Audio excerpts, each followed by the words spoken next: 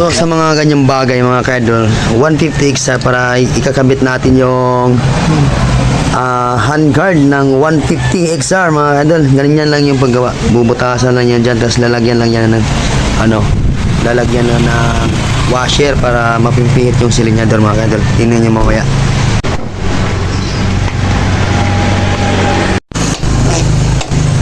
Masyado madalim lang. Yes.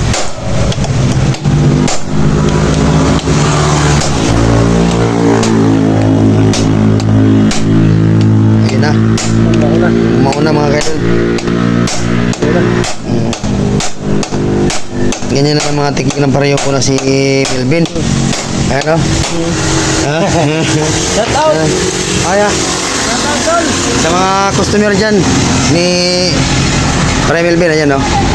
Kung gusto nyo, nandito lang sa bangon yan sa katabi ng DMCI mga kaidol. Maglalagay tayo ng magpapalagay tayo ng handguard. Ayan. Nakabit na yung isa mga kaidol. Yeah.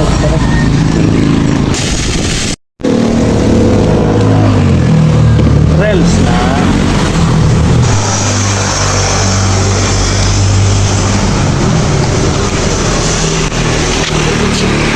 Kailan ba?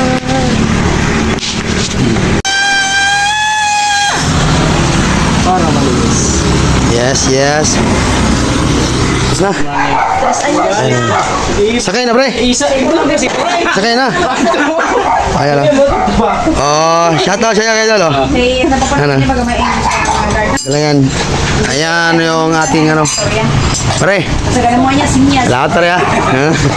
Hello. Diba? Maganda na pag may pa rin, mga idol. Oh, di ba? Astig na astig talaga, oh.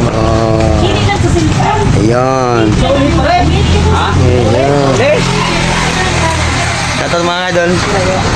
Ganyan kaganda pag mayroon ng handguard mga idol. Ayan.